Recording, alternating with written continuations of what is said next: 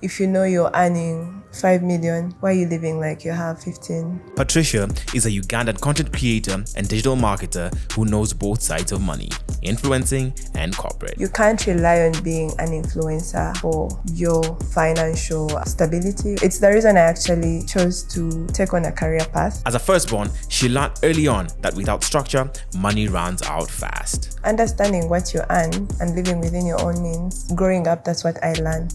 She funded her own university tuition after the first year through consistent saving and influencer gigs. By the time I reached my second year, I was able to land some good, influencing deals. I would be able to save enough for my tuition. We get to hear a little bit about the creator economy in Uganda and the dynamics of the payments and how it all works. The Ugandan gig economy is still struggling. You have to know someone who knows someone who knows someone. What's an example of a good deal financially? Today, she works 2 jobs. She works at a corporate organization and she still keeps up her content creation. Proof that stability and creativity can coexist.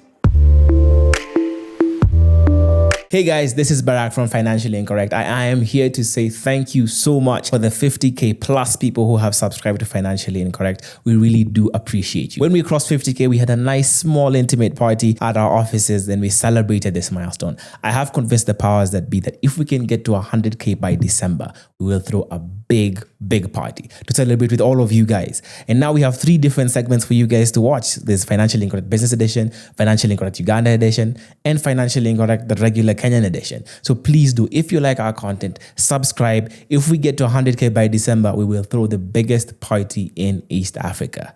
So please do subscribe. Hey everybody, welcome back to Financially Incorrect Uganda edition. I am your host Barack and we are shooting this from Tagore Living. It's a particular Airbnb, the apartment number 7C. We will put the link in the description box to be able to access it. It's really cool, very aesthetic. It's a great place. It's definitely served our purpose and more. With me today, I have another financial story for you from Uganda, of course. And I'm really looking forward to this conversation. I'm speaking to my first content creator in Uganda, and I'm curious to see and hear what that economy is like, what the money is like here, and more importantly, what they're doing with the money.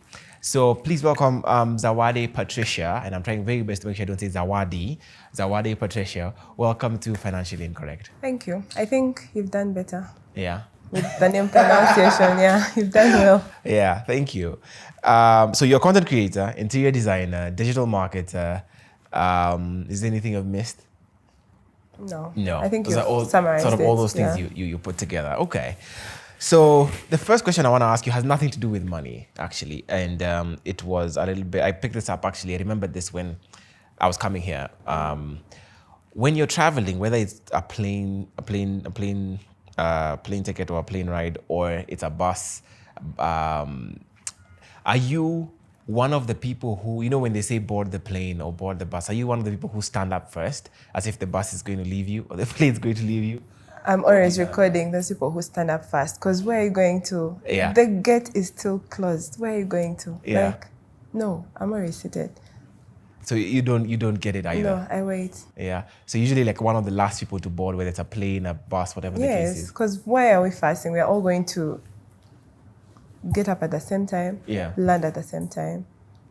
Yeah, I wonder the same. And so I was talking to the person who I was seated with on the plane on the way here, and we were like, I don't understand. What I understand is when you get to a destination, if you're in transit and you have a short window, I understand needing to get up quickly, getting your bags and going. But if you're at your destination and or if you're running to try and beat the immigration line, that I understand. But especially for boarding the plane. Because even if you hurry to enter, the seat number remains the same. There will be no change. Yeah. I don't get it. Doesn't make sense, right? Anyway, okay. Let's start with your money story, or let's start with your story. So maybe tell us a little bit about yourself. Where did you grow up? How did you grow up? What part of Uganda? I don't know if it was Kampala or Jinja or anywhere else. Okay. I think as we have this conversation, I'm going to end up sharing, I think, some of the things maybe I've not talked about, or maybe if I have, it's with only the intimate people around me or very close people around me. So I am Zawedde Patricia. I've been born and raised in Kampala, Central. All the schools I've gone to are Catholic schools around here. I've been to St. Peter's in Zambia, St. Agnes Nagalama, then Our Lady of Africa. So they're all literally Catholic founded schools and, all those, religious things around growing up. My family, I should say it's a simple home background. Mom and dad, available, both working. I'm the first sibling out of 5. Of course, I understand what responsibility is as a first daughter, deputy parent, as they say. Right. Yeah. What did your parents do for money? So, my dad was employed. My mom was employed for a while, but then after she went into business, I think that's what most people do in Kampala here. After a particular age or time, they feel like it's time to go and start farming. Yeah, then they cry. Yeah. My dad was a mechanic engineer for literally all his life. He was working in one of the best companies, so I should say I grew up looking up to that. Yeah, he was working at Crown Beverages. Yeah, so growing up around that, seeing that, I think it gave me that image of like I also want to become someone like that, or even better as I grow up. My mom was a secretary in a law firm. Yeah, but as I said, she left and started like business. Yeah. So I should say I have an experience when it comes to seeing people tossing business here in Kampala, the taxes, KCCA. You pay for your own electricity, you're paying the landlord, you're paying the water. Yeah, it's a lot. Okay. Would you say that you came from a well-off background? Do you think you came from a privileged background compared to the average Ugandan? No, I wouldn't call it privileged. Okay, what would you call it? I guess I'm trying to identify. I'm trying to figure out like where is it. I don't know. It's non-privileged. I think I should call it humble. Okay. And by humble, because my definition and my understanding of humble, when people usually say humble, it's from a place of lack, where, there was there was little money to move around the home, so to speak. But it doesn't sound like that was the case for you. Okay. You know how salaries are. Yeah. And then you have 5 children. They're all going to school. So that sums it up. Of course, it's not enough. The resources are for playing around. Like, what's the priority? What can we do without? If it all comes and it's all good, maybe there is a good bonus. Yeah, maybe they'll all go with a full school fees, or sometimes you have to go with half-halves. I mean, so was there a time when you ever didn't go to school for school fees, or you were pulled out of school for school fees for a lack of school fees? Yeah.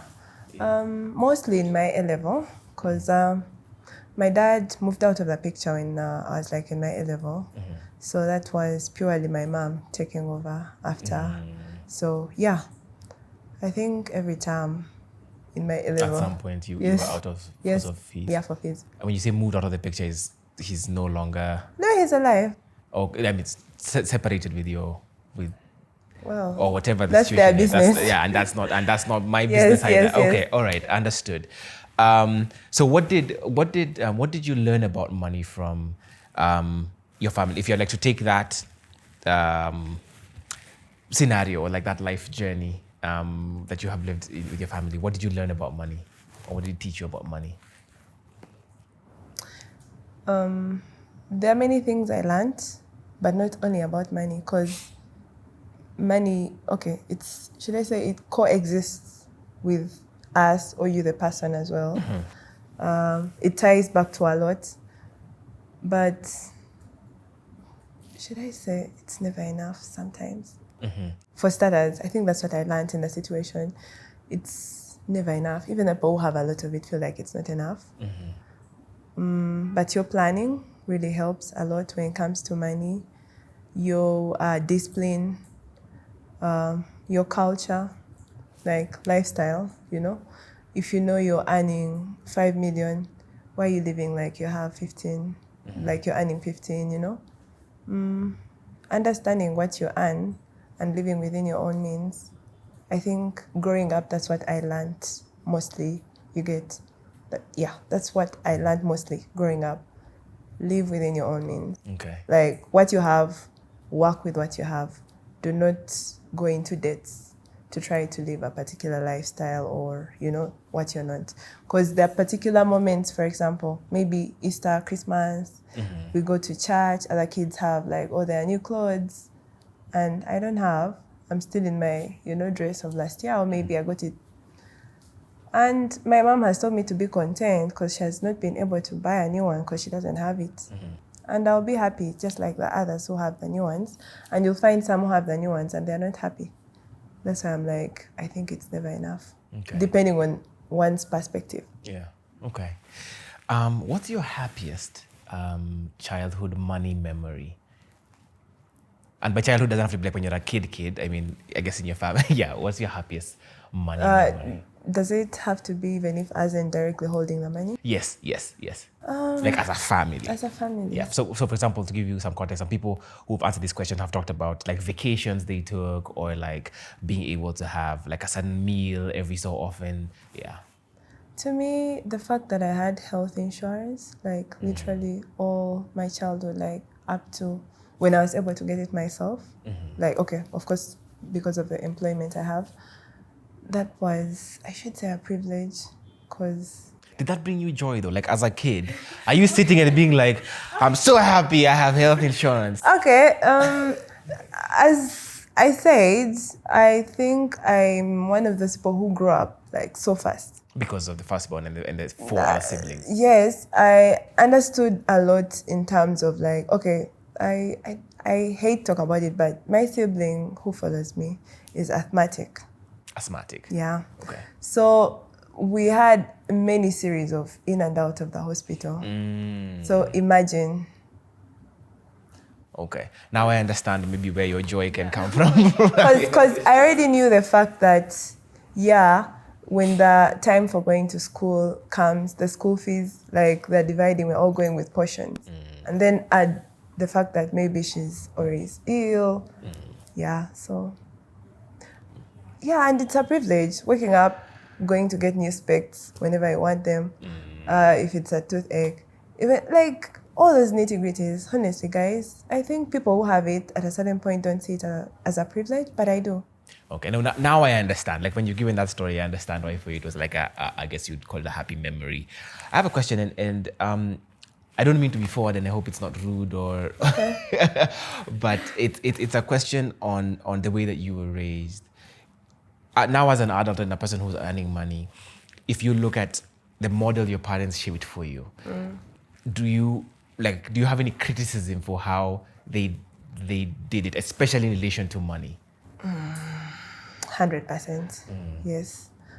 I'm in a space where I want to do better than perhaps. I know they might watch and I don't know. What's one thing you think they could have done differently? Am I allowed to speak of, like, let me say, I wish this particular person would have done better in a particular way. I don't want, anyway, I'll just be spontaneous, but I wish there was discipline in certain ways.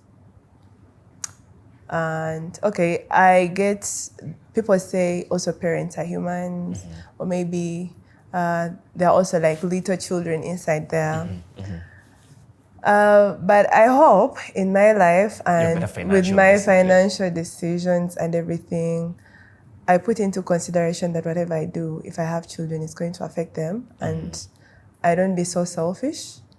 Like understanding that I have kids back at home, but then I choose to go and maybe whoop my salary in like 2 weekends. And then now for the rest of the 2 weeks, it's chaos. Okay.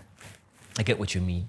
And I think that makes sense. And I mean, that's in line with we have people again who I've talked to who have said, similar things where they said they'd criticize their parents and say, they went and they bought X, or they went and they bought X and they knew school fees was coming. Yeah. And then we got to a point where we're like, now what? Okay. Yeah. So I understand that. When do you start earning money? When do you start making your money? From way back, I love money. I love making money. We love money. I love money, and then maybe I hate being needy. Depending on someone. Yes, or also living in an anxious state. You know, when you don't have money, honestly, there is a certain way you're very anxious. You're worried. I don't know if it's only me, but yeah, I think you even get sad or depressed. So I hate being in a situation where I can't be able to buy myself, let me say, a simple pen or what. And that came all the way like from high school. I think all the way from senior 4. I have relatives who like are downtown. They're traders. So during holidays, I would be downtown.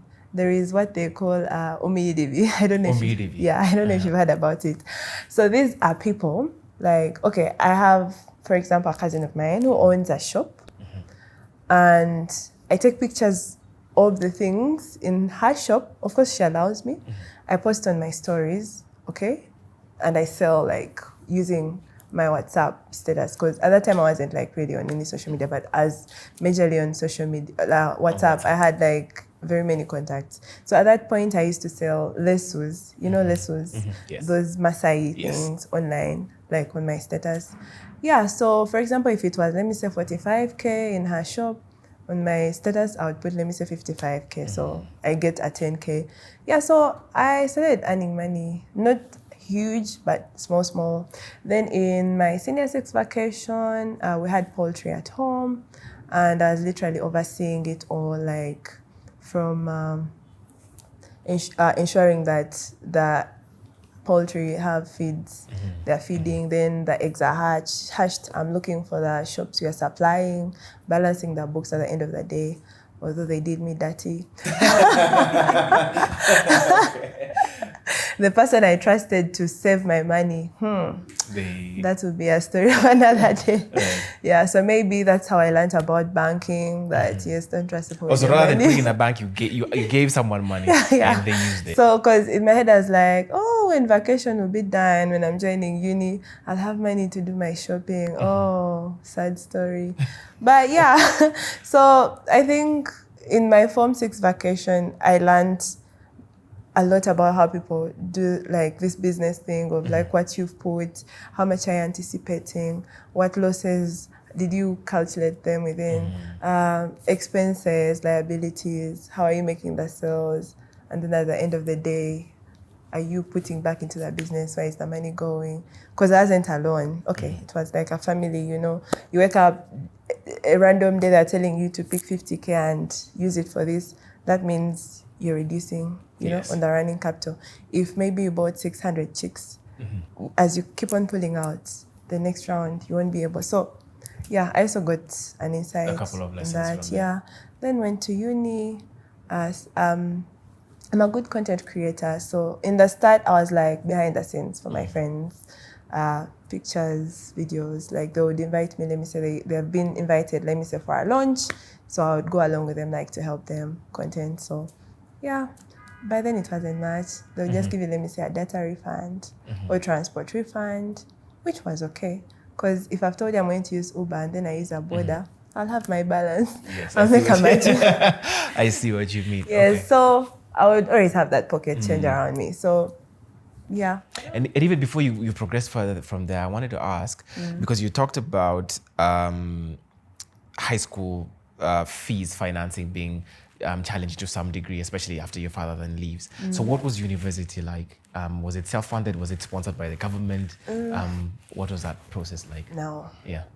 So it was privately funded. I wasn't lucky enough to get, yeah. So the first 1-2 years, my mom pulled through. Okay, I think this is how that story builds up. Like, I started small first year, of course, not getting like, but by the time I reached my second year, I was able to land some good, you know, influencing deals, like with Safe Border. I did some with Coca-Cola, You Got Chic, you get. So at that point, I was getting enough. Like, if in a month or by the time I've elapsed 3 months, actually, I would be able to save enough for my tuition. So actually... How much was your tuition? In Chambogo, it's not a lot, 1.2 million UGX, yeah. I hope they've not increased. But yeah. At that point in time, it was. So I would save up enough, and I was like, I just had a one-on-one with my mom. We have candid conversations because, I mean, Yeah. I told her, I think I can be able to take this on for myself because I know you have the other 4 to go. So you decided to take it on. yes, I did it. Actually, starting from my second semester in my second year up to the last 2. Yeah. Yeah. And I mean, so by this point in time, you had been a content creator or been in the business for a year and a half. A year plus. Okay. But you were confident enough with the money that you were making, you could see that there was more money that was going to come, that you could say, I can do this. Yeah. The fact that I grew up seeing that financial indiscipline, I feared being in a state of not having money. And I don't know if it's PTSD, if I've woken up and I'm like, I'm going to do this, I'm saving up for this. For the record, I'll really, really, really be so focused on it. I'll put my mind around it. I can even be there and I have money in my account, but I've said it's for this, and maybe I'm short on fuel, I'll go that day. I'll choose to take a border, but not touch that money because I've said it's for this. Yeah. So I think that's one of the main reasons I was able to do that. Or actually most cases, if I get paid, let me say 500K of a gig, I go deposit it in the bank immediately, on my tuition. Yeah. And you start. Yeah, the balancing down. By the time we reach time for doing examinations, I'm good to go. You've covered everything. Okay. I mean, but what kind of pressure did that put on you as a student? Because I mean, in a typical life, that pressure belongs to a parent, right? But as a student, you just focus on school. But now, what kind of pressure does that do for you, where you know you're the one who's paying your own fees and you have to figure it out? What did it do for your schooling life and your ability to make money? I want to say I had very good supportive friends around me during uni. They made it very easy on me, you know. There is this particular friend called Sandra. I know I don't want to mention names, but I think she deserves that credit. Mostly in my 3rd year, that's when I had started being so up and down. They're calling you to come and attend a full day conference, let me say at Sheraton, it's a campaign. And of course, there is class. And there was always that thing of registering your name, Otherwise, it's a minimum. And look, as upfront with her, I told her I'm doing this. And of course, she knew I would come back with food, nice stuff. So yeah. And of course, there was this one day, the lecturer decided to put up a test, those random ones. Yeah. And Sandra did it for me. I don't know how.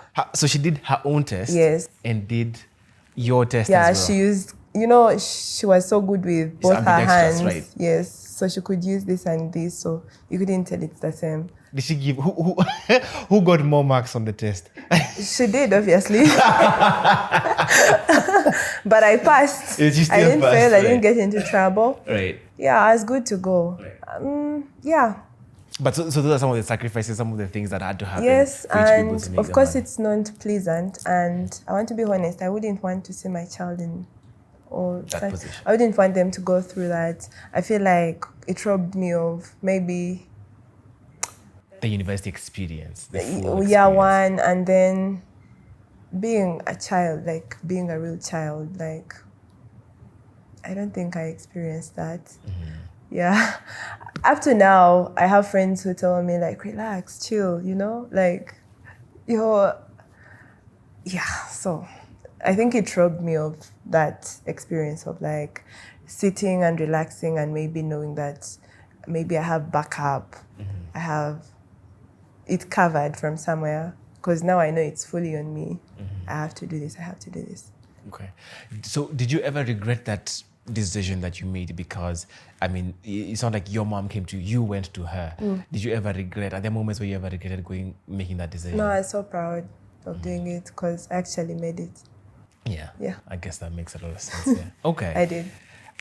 So tell me about the influencing, the making money as an influencer at the very beginning and even, I guess, up until now. What's that culture been like? What are the offers that are usually on the table? What are the ranges in terms of money? What would someone expect to make if you're just starting out vis-a-vis now you're 5-6 years experienced? Yeah, what does that look like? Well, it's not a cup of tea. More so in Uganda. You have to know someone who knows someone who knows someone to land that gig for starters. And I feel like it's monotonous. It's the same faces. Yeah. You find someone doing rubies. They're doing Pampers. They're doing Oreos. They're doing Colgate, Vaseline, Jessa. The same person. So it's an on and off season. So it's the reason I actually chose to take on a career path, because honestly, I don't think in Uganda so far, maybe it will grow and get better. You can't rely on being an influencer for your financial stability or security or life. You can't depend on it, because there are seasons and there are seasons that are off, that are so bad. Yeah, so I decided, however much I'm an influencer, I need to have a career path, okay? Because, of course, when you're starting, the numbers, people will be all over you. Yeah, that's our girl, this is the season. They'll forget you tomorrow. But when the season is on, it's good. You'll get the good deals. You'll get all the invitations to the nice places.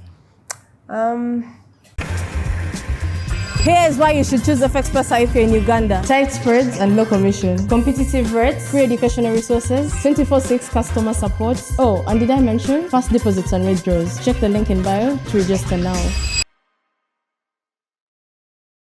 What's an example of a good deal financially? A good deal? I want to be honest, the Ugandan gig culture, economy is still struggling. But a good deal could be a 3.5 for a month. Yeah. And that's if you've built your portfolio properly, you're doing your work properly, you're delivering, your content is on point, you know how to do the good storylines. Yeah. So about 3.5 A million. 3.5, yeah. Okay. Like on a good brand. Yeah, that's for a micro.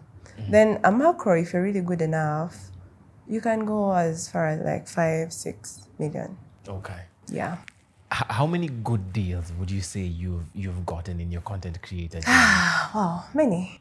Yes. Okay, could you give me a range? Up to 10, up to 20, 30? Honestly, you cannot count. Let me see. Between 10 to 20, 20 to 30? I know. In Uganda? No, 20. I don't mean to throw shade, No, but I want to be honest with you. Yes. Yeah. I mean, and honest also for the people who would watch this, to be able to understand what the economy that they get into. Because it's usually only the good, stable entities or companies that come Who with can these good afford it. deals. But remember, they go through agencies, and these agencies usually, want their cuts and stuff like that. So by the time you reach the table to sign off, yeah. So if I should count, and not many entities or businesses here can afford to go through agencies or to afford good influencers, right? So anyway, I'll give or take like 8, 9. Okay. Yeah, good deals. Okay, and so that's 8 in a span of 6 years. Okay, even if you remove the beginning point of your career, maybe 8 in about 4 years. So it's maybe 2 good deals a year, more or less. Okay. So in the other rest of the time, what's money like as a content creator? The reason I'm asking this is yesterday we had a panel discussion, or at some point we had a panel discussion on financial literacy, and one of the ladies who was in attendance actually had a conversation with her, and she said, because I mentioned that I'm a lawyer and that I have a law degree, and so she said that she doesn't know whether being a lawyer in Kenya is like being a lawyer in Uganda, because she says in Uganda they wear very fancy suits, but they're all struggling. They're suffering. They're having Wi-Fi for lunch. That's what she said. So I'm curious. Yeah. Just the ecosystem. And first of all, like, is that a general thing? Like, people know that lawyers are struggling in Uganda? Yes, it's true. They are. Not all. Yes, but a good number. As I told you, you have to know someone who knows someone who knows someone. it's not an ecosystem based on Nah. technical ability I and think meritocracy. nepotism is thriving in Uganda. Basically. Yeah. I don't want to lie. Yeah. Okay. Because I think I landed my very good first deal in actually 2022. It was just someone who believed in me. I showed up for this gig. It was a launch. I want to mention because I'm so proud of it. It was Gordon's pink launch, like in Uganda, Kampala, like general. I'm invited. I don't know what it's all about. Okay, because I was just pushing hashtag Zone 9. So maybe this person, so that I could actually have the potential. They invite me for this. I think it was an Instagram like kind of thing. At that point, I was so like big on the X app. I hadn't really tried out the Instagram app. I was just in my simple little cute black dress and my pumps. I reached the venue. People are wearing gowns, wigs, what? So actually the person who invited me saw that I was actually uncomfortable because they called us to have a picture. And I couldn't go up front. You felt underdressed? No, I didn't. So after the event, this person was actually very kind. You know, sometimes we get lessons. At that point, you may find it offensive or you may find that this person is rude, but maybe they're helping you because he was like, this is the space you're going to enter. What does that mean? You always have to show up. So as an influencer, you always have to have money to look good, to show up. Yeah. So I don't know if the organizations that hire us put that into consideration when they're making payments. But anyway, I think it's also about your negotiation, the way you negotiate and how you plan for yourself. But it's a lesson learned. Because if you don't show up, maybe they won't invite you the next time. So is he the one who gave you the first gig? The first good one. The first good one. The first good gig. He's the one who gave it to you after that? The first good one. Okay. Yeah. So after I told you, okay, so you need to learn how to show up. Yes. And then when organize you can show yourself. up, now I can give you X. Yes, work on your portfolio, show up like this, touch up your content.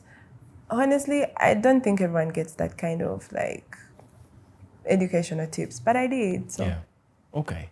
So question. So after, I want to go back a little bit to now, like your life. So after university, once you're done with university, and I know there was a COVID period in between there at some point. I don't want to dwell on it per se. Still working. Online gigs are moving. During that period, Yes. right? Okay. So what were you doing with that money? What have you done beyond paying your fees? Did you have more money? Was there maybe not an overflow, but a surplus of money? Of course, there was. Because I was home during COVID, like with my parents' home. Yeah, and they were living a good life. I think, so there. Like, I think in the entire COVID period, they gained a lot of weight, even my siblings. I made sure they were feeding well. I did a few upgrades here and there, like get my mom a very good screen, you know. I invested that's when I started investing in my interior decor, because I did a short course first. Yeah, I was doing a few things here and there. Okay. Some I don't want to mention. Fair enough. I know. Yeah. So essentially, if I'm to sum that up, is whatever surplus money you had, you spent it on your family, you spoiled your family, especially during that period, made a couple of purchases, and then invested in yourself, especially with the interior design course that you take on. Yeah. And did you do that with the objective of knowing that you're starting the interior design business? Or was it just upskilling? At that point, it was upskilling because we're just home doing nothing. Okay. So whichever chance you get to do this or that, because actually during COVID, I did 2 courses. I did the digital marketing courses, then I did the interior design course. Yeah. Okay. So then moving forward from there, when do you make the decision, or is it that the money from like you've already talked about, the money in the content creator space isn't, like in plenty, and so you need to have other things bring in money. When does that lesson come to you clearly? What happens? So, of course, I graduate. Every day, as I told you, there are new faces on the scene, right? There are new kids on the block. The competition is big, and as I told you, it's not a very big economy at the moment. So we are all struggling for those few or small organized gig plugs that are available. Of course, I go into scarcity of gigs. Wow. Imagine 3 months without a gig. Like without anything at all, even a small one, nothing. Not even the one calling you to give them one video and they do your hair. Okay, so it's tough. You've eaten the noodles, your mouth is going to like explode. You're like, I went through that phase and I was like, I need to do better. Yeah. And had you not saved up any money potentially From for a period? COVID? Before No, that? darling. No. You spent everything. Yeah. Okay. Because I think that's what happens. And a lot of influencers and creators suffer from that. There is that saying about fishermen. The fact that they know they will go back and fish and get The next tomorrow. day. Yeah. So you live in that culture, like you're not saving because you know you're assured you're going to go and fish. Like it's free wherever you're getting it from, or it's going to come like automatically. So living in that kind of space blinds the most of us. Like you find yourself not saving because you know you're going to get something tomorrow. Or even, for example, they send you 500K. You had planned maybe to go fix your teeth.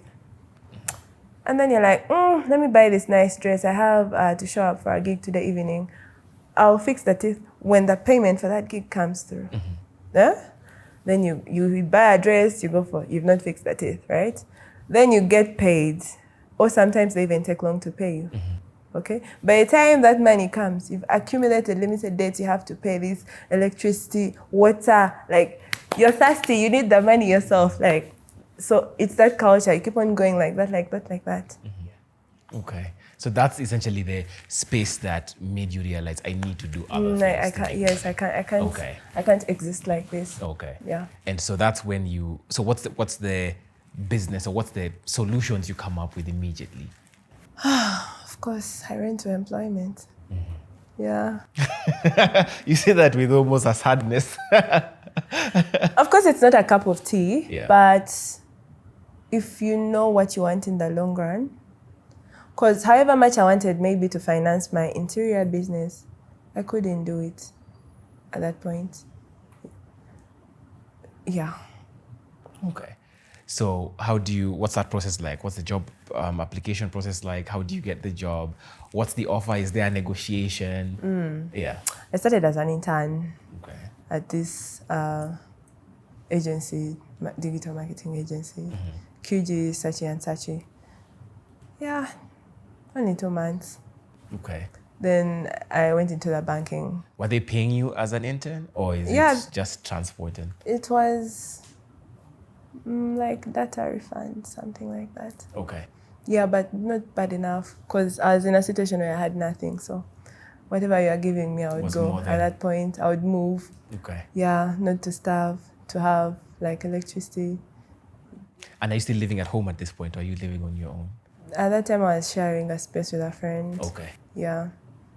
Okay. Okay, it was 50-50. I would be home and then, You go. yeah, because my home is a distance from town. So, of course, if I would be coming from home to come to work, I don't think that salary or whatever that payment was, the transport would never be enough. So I had to like find a way. And yeah, I shared space with this friend. And who was paying your cover of the rent at this space?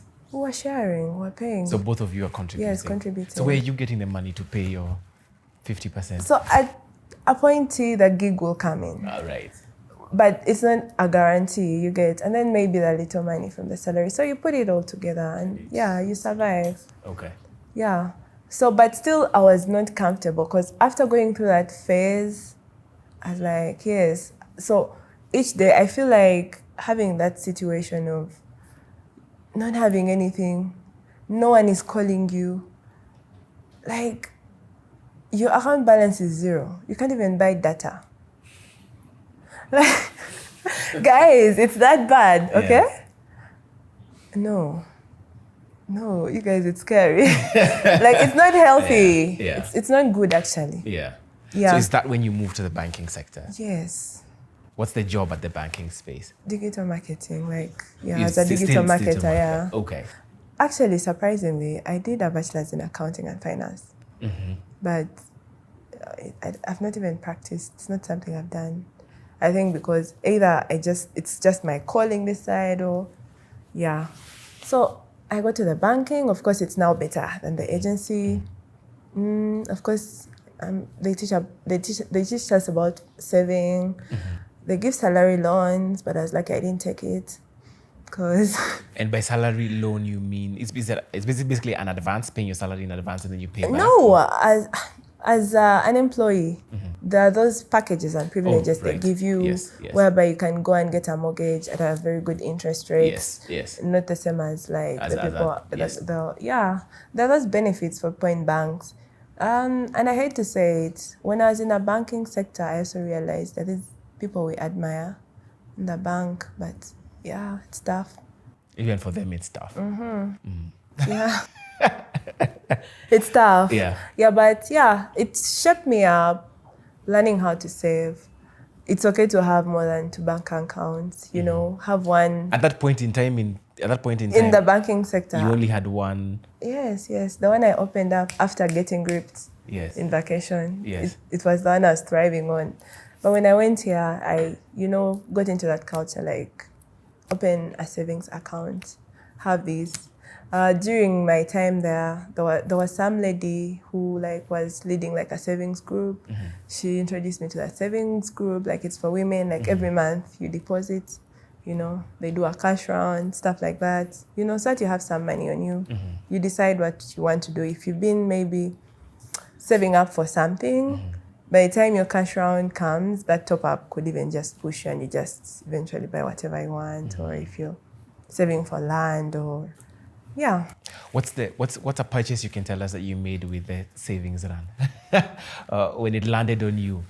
I think in Kenya it's called a merry-go-round in some spaces. Of course I'm driving my car. Okay. I see. At least I can show that. Yeah. Okay. Savings work. Yeah.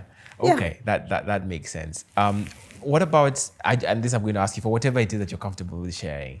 At the bank, working as a digital marketer, how much are they paying you? How much did they offer you? Did you negotiate at all on that amount? I didn't know how to negotiate by the time I got that job. But I think also the HR was kind enough for someone who is just literally starting. Yeah, I was earning 1.8 net. Yeah, that's after taxes and everything. Okay. Yeah. So with the 1.8, did you then have a budgeting plan? Did you have a budget system? Again, for what you can share, what was the budgeting like? What were the principles? At least I can say I reached a space whereby I can be able to afford a trip. So you'll be putting away money for a trip? Yes, I save. I'm in December, I'm going for this. Yes. It puts me in that situation where at least I have financial security, What are the other things that you are paying on a monthly basis, or your other expenses on a monthly basis? Of course, there is transportation. Okay. There is eating. Leisure. Is hair included, salon, those things. Yeah, showing up. Okay. Anything that you're putting, and is your investment savings this, I've forgotten what you called it, but what I was saying was a merry-go-round. Is that where you're investing your money? I have 2 actually. I have that cash round. They call them cash rounds. Then I also have, it's with Old Mutual. Okay. Is it a money market fund? Or is it anyway, you have money at Old Mutual. Okay. I think this is a sign for my insurance agency to come and teach me a lot more about that. Okay. Because you know how they come explain to you in 5 years, just put it out. So you just keep on depositing. Right. Okay, makes sense. Do you put away any money for an emergency fund? Yeah. So you put out that. I wouldn't call it a fund because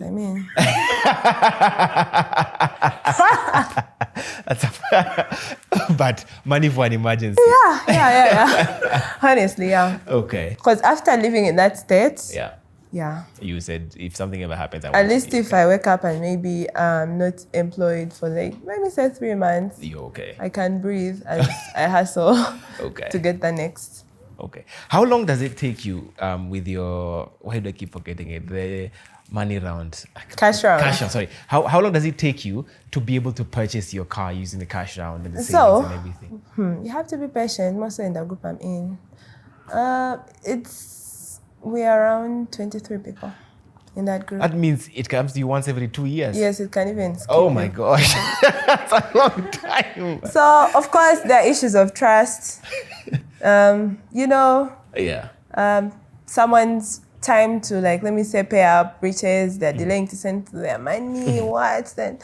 But what I would like to appreciate the fact is these are older women, and actually they all have that banking background. Actually, we have like a bank account that has signatories and all that, where that money is put, and it's those signatories who go and withdraw when someone's turn has come to receive the money. When we are paying, that's where we deposit and all that. Like, okay, There's a whole structure. Yeah, they did their entire structure.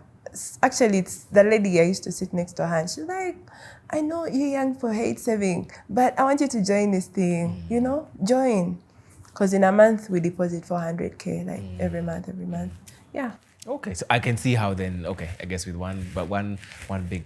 Yes, big because purchase. you just put it there and don't think about it. Just put the money there and move. Don't think about it. Makes sense. Because if you're not patient. So let me ask. So now at this point in time, you have a relatively good salary. I mean, it seems like 1.8 million. I mean, it's a relatively good salary. I'm assuming you're still getting gigs every so often. You're still working as a content creator, right? Yeah, So you're still making extra money. What are you doing with that extra money? Or any other money you're earning? You know, as you grow, now, like, for example, you wake up, you're like, I want a car. You save for the car, you get it. You go into the next one. Yes. We have targets every time. Okay, so as basically human beings. that money is just going to different things that you're trying to achieve. Okay. How long do you work in the banking sector? I was there for 1 year and 6 months. Okay. What prompts you leaving? Okay. When you look at me, do I look like I really fit in the bank?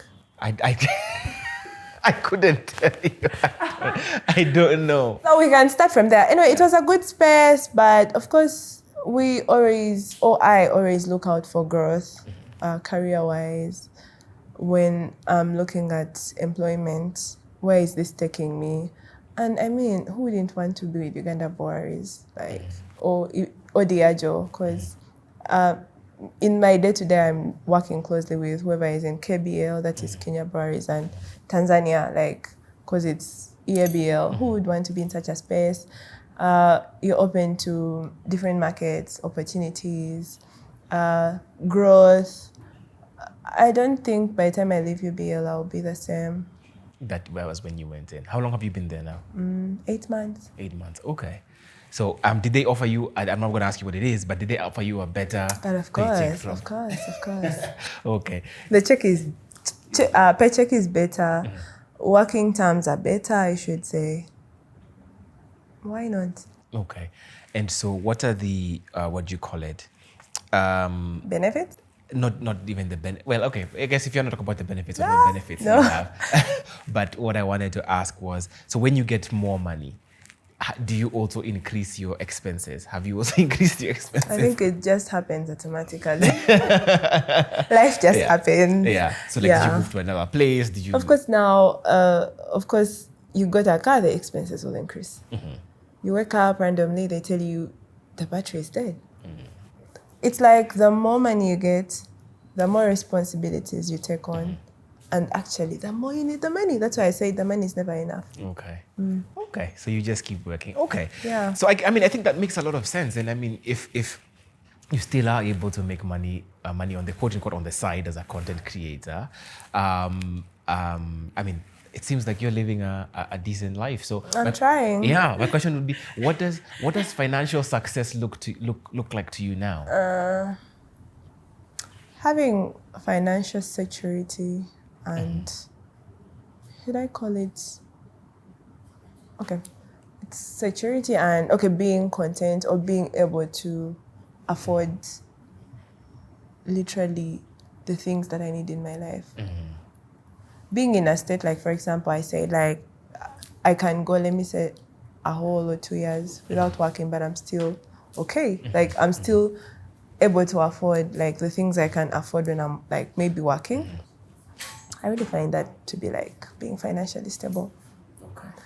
And then the financial security whereby I know if it's health and it happens randomly, I can afford it. I can afford that hospital bill.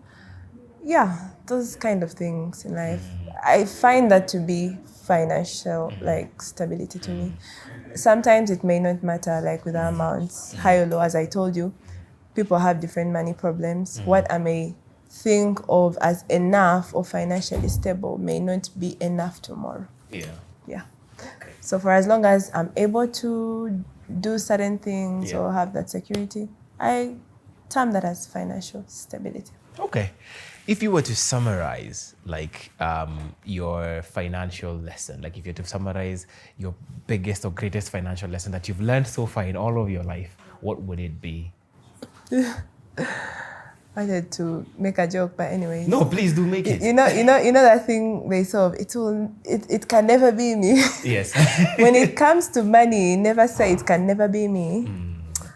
In terms of, never say it can never be you having all that money you desire, and never say it can never be you being very broke. Okay. I mean, I think that's a good lesson. Yes, when it comes to money, never say it can never be me. Yeah. Yeah, any day it can be you. I hear you. Last question. Do you know anyone who's a content creator who lives 100% of their lives funded from content creation? Outside Uganda? In Uganda. I can't mention a name. Maybe if they come on this podcast. But you know declare. someone? I don't think so. Or you don't think there is? I don't know. That's a loaded answer. Yeah. That's a loaded answer. You have to think about it. Okay. But I hear you.